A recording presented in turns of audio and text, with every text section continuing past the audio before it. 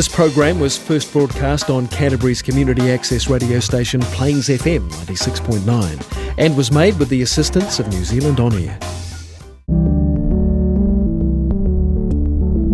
So Circular. Welcome to So Circular, a sustainability radio show and podcast discussing waste reduction and circular economy. I'm Anthea Medill of Remix Plastic, and this program is brought to you by The Rubbish Whisperer.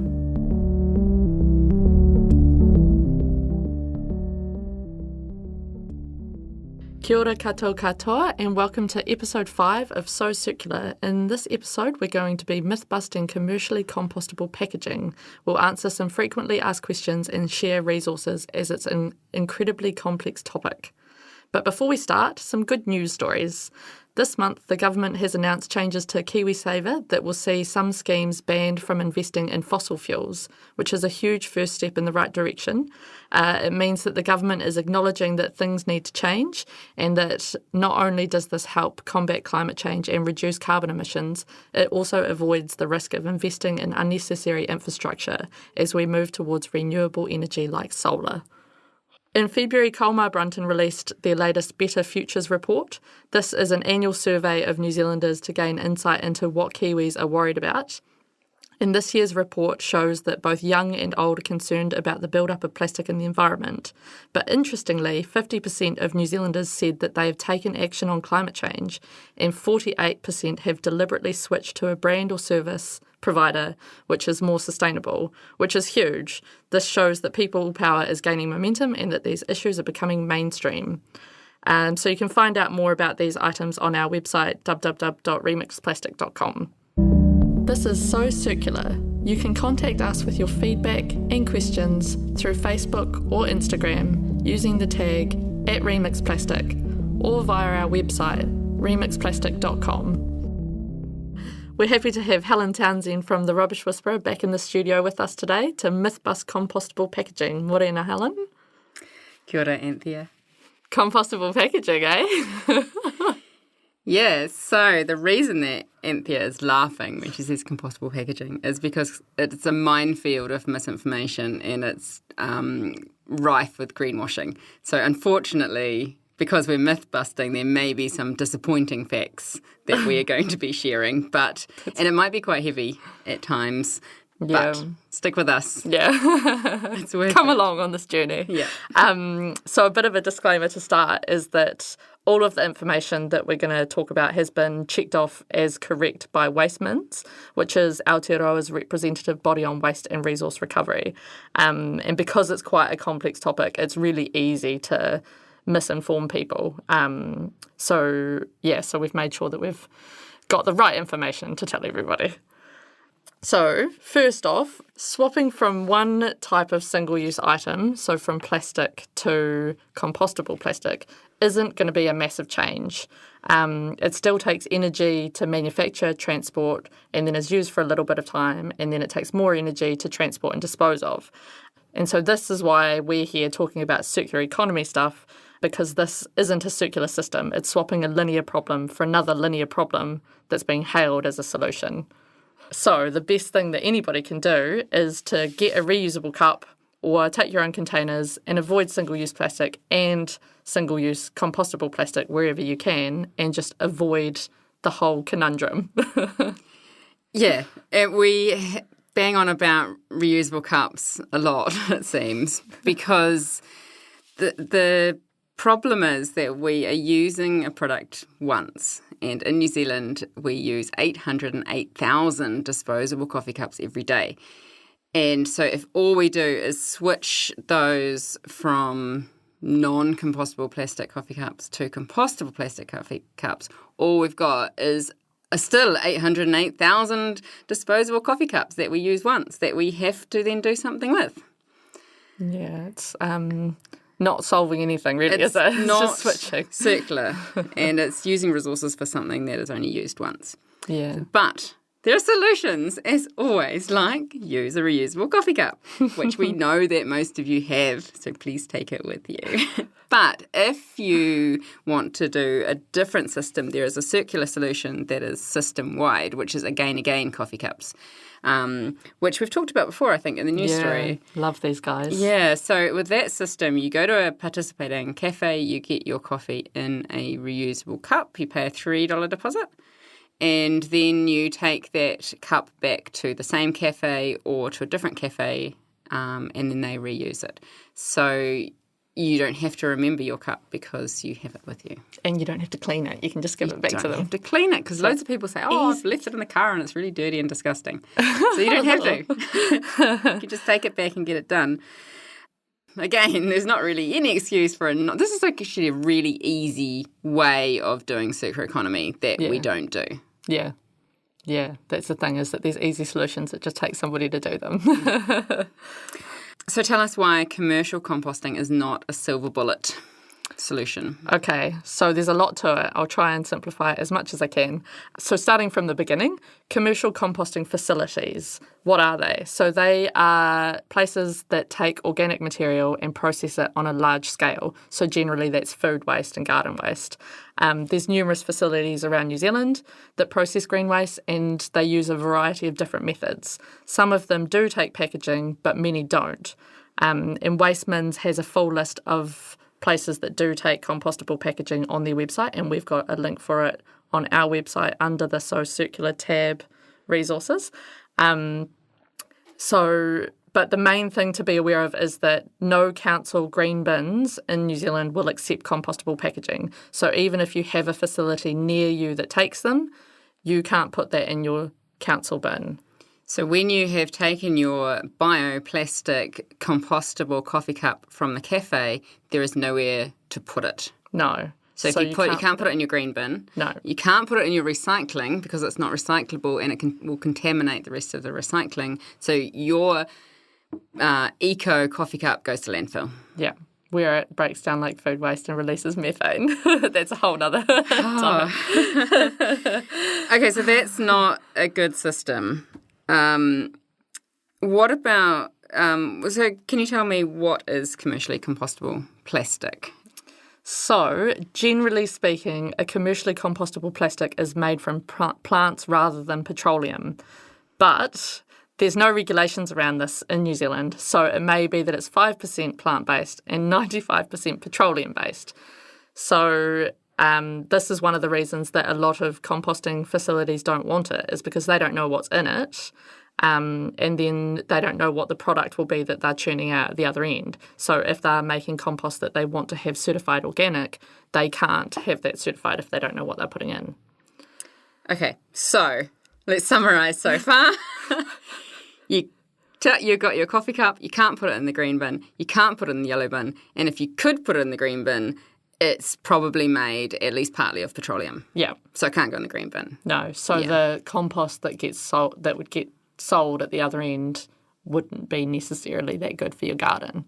So this is the thing with all of these systems, is that they're businesses. So recycling and composting, it's not a free charity. Yeah. So if the end product has no commercial viability, people won't make it. No, exactly. Yeah. And so this 5% plant-based and 95% petroleum is a nice link into the thing that really annoys me. Helen's pet peeve. Yeah. So you see cups and bottles around now that say, I am not made of plastic, I am made of plants. And it really bugs me because even if the product, so the plastic bottle is made of plant-based plastic, it's still plastic. It's a type of plastic. It's a type of plastic that's made from, the source was from plants, not from petroleum, but it's still plastic. So there is massive greenwashing to say I'm made from plants, not plastic. So it will still react as plastic in the environment. So if it gets into the ocean, it will float around like plastic and be consumed by animals like plastic is, because it is plastic. Yeah, it's got resin code 7, which is miscellaneous plastic. Yeah. So plant-based plastic is plastic. And I talked to Wastemans about this, and they said what you can do with this is you can make a complaint to Consumer NZ. Yeah. Which is really easy. So you can go on to the Consumer NZ website, and there's a section for individuals, and then make a complaint. And what you do is you put in the name of the company, and you send a photo of the product, and you say why you think that it's breaching consumer standards. And you can use a guide published on Wastemans under compostable plastic to help you back it up. So I did this recently with a coffee cup from Air New Zealand, which says exactly that. I am made from plants. Not actually, I shouldn't say exactly that because I don't have it here. It's the same thing. It says that it's made from plants and not plastic, but it is still plastic. Yeah. So I took a photo of it, uploaded it, and sent it off. And the more people that do that, the more they will investigate things and react. Yeah. So that can be people's new hobby. It sure is Helen's. Well, I don't really like complaining about it, but it's greenwashing. Yeah. It's lying. It's made of plastic. But sometimes companies don't realise how complex the issue is, and they genuinely think that they've picked a solution that's, picked an option that's slightly better. Yeah. And that's when I really feel for them, is because they think that they're doing the best that they can, but it's such a minefield of problems that... Yeah, that is true. Yes. And there's a load of disappointed people who have now read the Wastemans report and realised that the thing they were doing with their plastic bags and various other plastic items is not any good. Yeah. And I feel for them because those products are usually more expensive. Yeah, it's a kick in the guts. Yeah, it is. Yeah. Anyway, let's move on. It's okay. It's okay. There are solutions. But one of the other confusing things is the difference between commercially compostable and home compostable. Yeah, so in New Zealand, we don't have any standards for this. But there are some international standards that Wastemans has advised companies to use. So commercially compostable means that it will break down in a commercial facility with high temperature for a long period of time. Home compostable means that it will break down within a home compost, which is like regular temperature, like up to 60 degrees in 6 months. And so there are standards that companies are recommended to use, international standards. But that then goes back to the thing that a commercially compostable plastic has to be in a commercially composting facility for it to break down. So if it ends up in the environment, apparently it's estimated that it'll break down in 200 years instead of 500 years, like a petroleum. So it's still going to take a long time, and in that time it can pose massive hazards to huge amounts of marine wildlife and stuff. Right, and if I put that in my home compost, I'm not going to have it composting my veggies for 200 years. Yeah, it'll just sit there and look the same when you pull it out again. Yeah. So we can't put our bioplastic coffee cups in our home compost or in our green bin or in our yellow bin. No. So they go in the red bin. Yeah. Yes. Disappointing. Yeah. So there's another question that I get asked a lot, and that is about dog poo. Yeah. Which is not... it's kind of... Let's separate this a little bit from coffee cups. We're just going to divert into dog poo for a bit before we come back to coffee cups. Yeah, so a lot of people have pets, and obviously that's a big part of your day-to-day life. And if you're trying to reduce waste, you have to incorporate that into it as well. There's a lot of pet poo bags that you can buy instead of plastic that are now, or instead of petroleum plastic, that are advertised as compostable. But you have to be careful because, again, these have nowhere to go. And so one of the options is that you can actually set up a home compost to compost it at home yourself. But the thing to be aware of is that you need to keep that separate from your compost that you would want to put on food at the end. So you can just make pet poo compost and then put it on your garden or around trees or whatever, but not on your veggies. And it's essentially just works the same way as a regular home compost, and there's heaps of stuff online that you can look at to make your own, or you can buy them. And then there are there's one brand that I know of that I can't remember the name of, so I haven't written it down, but I'll put a link on the website, that has got home compostable certified plastic bags that you can use, so you can put them in your home compost. So you can still take your dog for a walk, use a home compostable plastic bag, and then take it home and put it in your pet poo home compost. Yeah. So the important thing to remember, and I suggest that people look online, not just take our word for it. Yeah. So you don't get sick, but you don't want your pet poo on your fruit and veggies. Yeah. It needs to be separate from your other composting system at home. Yeah. And the other thing to note is that you can't put dog poo in any council green bins in Aotearoa. Okay. So you can't just pick it up and flick it in the green bin. Mm. So you need to figure out something to do.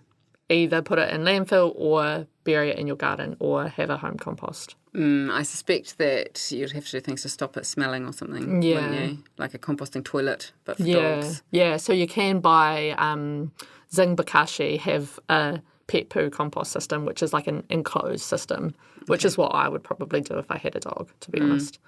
But yeah, so there are things there. Lots of people have that problem, and so there's bound to be more places that will start offering solutions, hopefully. If that's how the free market works. Well, that's the thing. If we have the power because we are the people using 808,000 disposable coffee cups a day.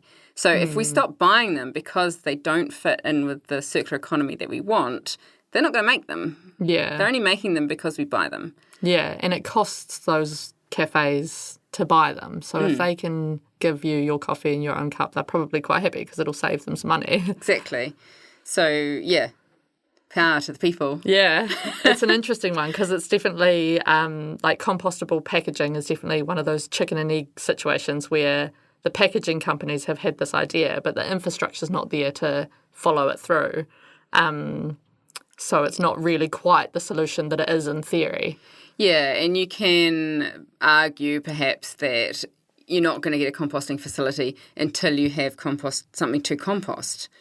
But if you don't have the compost, you need a massive volume to warrant the composting facility. And you need to know what it's made of. You need to know what it's made of. It needs to be collected and taken to the right place. Yeah. And then you've got a massive, even before you start, you've got a massive volume of single-use stuff that is going to landfill to support a composting facility that is basically linear. Yeah.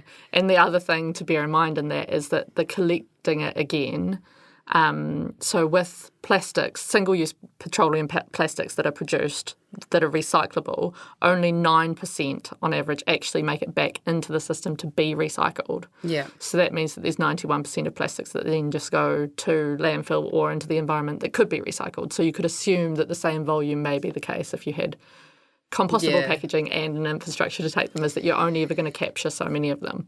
Yeah. And there's a massive high cost in building commercial composting facilities that if we put that money into supporting and developing a circular economy system, we would have a circular economy system. We wouldn't be on a linear take, make, throw away system that still is rubbish, making rubbish and using resources. It's like putting a Band-Aid on something rather than just scrapping it and starting over.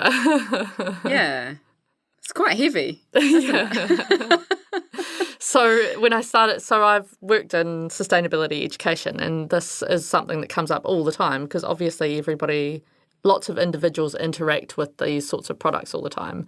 But it's so, like, once I started looking into it, even I am baffled and confused and find it difficult to navigate. And so the best thing you can do is just avoid having that thing in your hand that you're standing at the bin wondering where to put it. If you can just avoid having to dispose of something, then you just take a whole lot of stress out of your life. Yeah, I discovered the same with recycling. I feel the same way about recycling, and which is why the Rubbish Whisperer is about stopping rubbish in the first place to avoid having to figure out what to do with it at the end. And this is basically what we talked about early on with the hierarchy of needs, is that if we just don't have so much stuff. If we just use our one reusable coffee cup or our again reusable coffee cup, that's it. You stop. Yeah. You don't have to. You can just have your coffee and get on with your life. Instead of spending all of that time deciding which bin it goes in and then feeling stink because it goes in the landfill bin, you can remember to wash your cup. Or you can just take your one back to again. Yeah. But it really simplifies your life because you just have a cup. And then it becomes habit. It doesn't feel like hard work forever. And The first couple of times it might do. Yeah, but you can use one you really like. I don't think I've ever heard someone look at their disposable coffee cup and go, man, I really like this cup. So nice to drink out of. I love the pattern on it. Yeah. But people with their reusable cups are emotionally attached to them. Like, yeah, I really like mine. I'm like, yours is nice too. But It just brings joy. yeah, it brings a tiny bit of joy. Yeah. Yeah, and not having to decide what bin to go in brings heaps of joy. Yeah. Yeah. It's disappointing that what is being touted as a silver bullet is just another linear system. Yeah. And in some ways, like we mentioned already, it's worse because it's got so many issues and that you can't, like recycling, you can at least recycle it and make it into something else.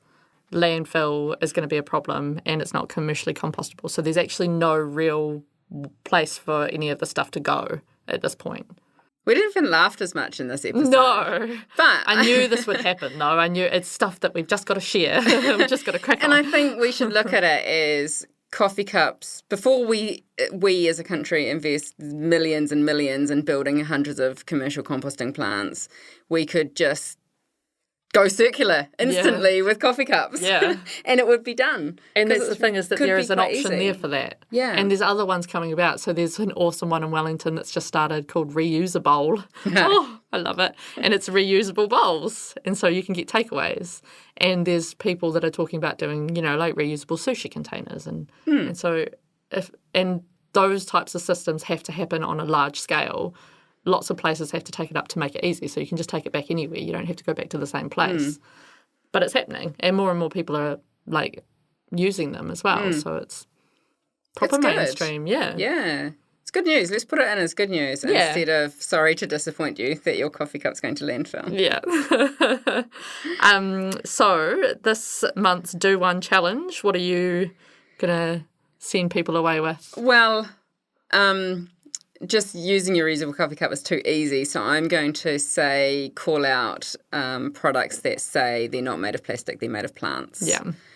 So go onto the Consumer NZ website and just write a few sentences about why it's a problem, send them a photo, move on with your life. Yeah, cool.